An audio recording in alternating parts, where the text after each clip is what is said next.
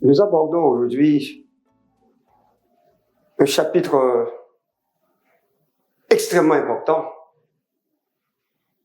dans le champ de la communication sociale.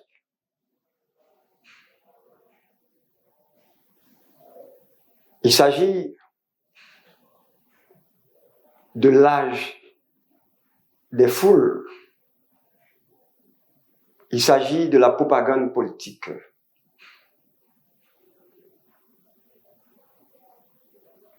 Vous savez que Gustave Le Bon est l'auteur de La psychologie des foules. Cet ouvrage a été écrit à la fin du XIXe siècle et a été à plusieurs reprises réédité. La foule, elle est constituée d'individus sans liens sociaux entre eux, mais rassemblés dans un même lieu pour une action commune. Foule là, mais pas de liens sociaux entre eux-mêmes, là. Ou qu'à hypnotiser foule là, ou qu'à suggestionner foule là. Au sein de la foule, l'individu devient automate. C'est-à-dire, l'individu ne pense pas. Il agit, il obéit comme l'individu obéit comme un automate à des ordres qui lui viennent de l'extérieur. À des ordres qui lui viennent de l'extérieur. Et comme dans le cas d'une contagion, ces suggestions passent de l'un à l'autre pour se répandre à l'ensemble. Et ça veut dire que, au cas arrivé, à un moment donné, foule là, il dit à lécher au monde, il léche le monde, il dévore le monde. Là, ça c'est foule ça. Et attention, la psychologie des foules de Gustave Le Bon, soulignons-le, devenait le livre de chevet de nombreux hommes politiques. Donc, c'est pourquoi on sait que les meneurs d'hommes entretiennent avec la foule une relation de fascination magnétique. Donc, question, là on est en dedans, à étudier communication, à étudier psychologie, à faire politique, il est important pour gagner des notions précises sur la psychologie des foules. Nous avons choisi de passer par Gustave Le Bon pour arriver à ce qu'on appelle la propagande ou encore la propagande politique. Mais attention, avant de considérer la propagande comme quelque chose de pervers, il est bon de nous rappeler l'origine de ce terme. Le terme propagande n'a pas toujours été un terme péjoratif. Le terme de propagande n'est devenu péjoratif que depuis peu, pendant longtemps, en fait depuis son emploi, pour la première fois dans le sens de propagande d'une doctrine en 1622. Et là, dans la querelle qui était entre catholiques et protestants.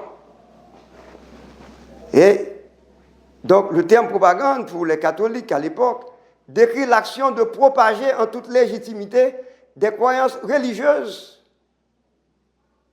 L'action de propager, propagande, propager. Propager la bonne doctrine. Ok? Et ce terme, la naissance du terme,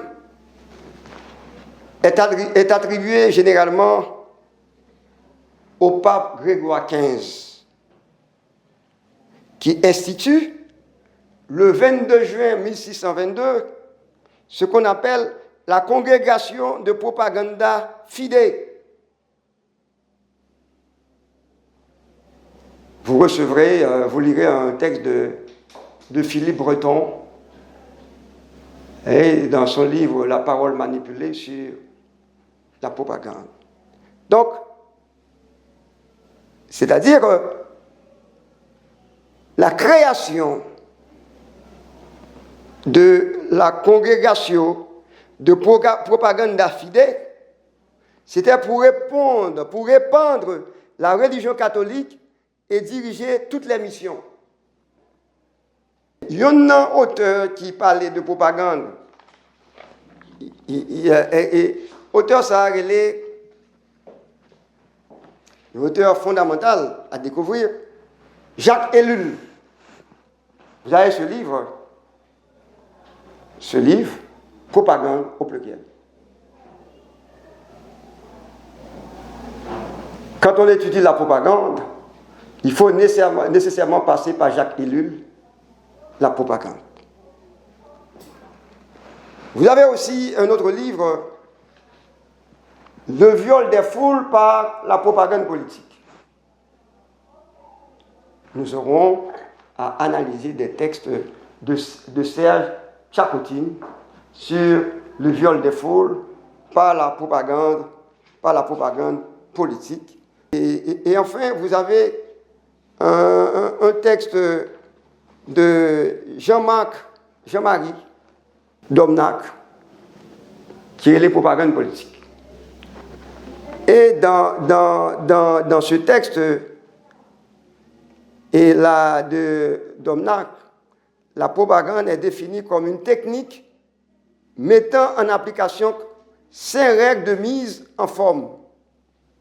Ça, c'est extrêmement important, c'est-à-dire le texte de Domnac qui parle des règles de propagande politique. Nous aurons vous aurez à découvrir les règles de propagande politique. Je les cite rapidement, vous aurez à lire, vous aurez des travaux à réaliser sur ce thème-là. Et vous avez la règle de simplification et de l'ennemi unique, la règle de grossissement et de défiguration, la règle d'orchestration, la règle de transfusion et la règle d'unanimité et de contagion. Donc, nous n'allons pas développer ces règles, vous allez les découvrir par vous-même à travers les textes qui vous seront soumis. En fait, il faudrait lier aussi la question de la propagande, la question de la propagande politique aux figures de rhétorique, à l'argumentation. La question propagande politique est argumentation et rhétorique. Et là, nous gagnons une petite vidéo, nous mettons pour nous, sur question ça. Et comme travail, chaque étudiant aura à préparer un discours, entre guillemets, propagandiste. Hein, et dans le cadre, on va faire un peu d'humour, dans le cadre des prochaines élections, évidemment en s'inspirant de ce que nous avons dit de la propagande politique. Mais attention, nous reviendrons plus loin sur la relation qui peut exister entre propagande politique, entre propagande et éthique. Ça, c'est quelque chose de fondamental là. Est-ce que c'est parce que on fait propagande, tu peux dire n'importe quoi? Hein? D'ailleurs, il y a des auteurs qui parlent de la bonne propagande et de la mauvaise propagande. Donc, et peut-être on pourra étudier la notion de propagande dans les religions. Mais de toute façon, c'est un chapitre important, intéressant, dans le cadre de notre cours Sociologie de la communication et des médias. Vous avez des textes à lire et vous avez déjà, je vous ai dit, vous avez un discours propagandiste à préparer. Donc préparez-vous.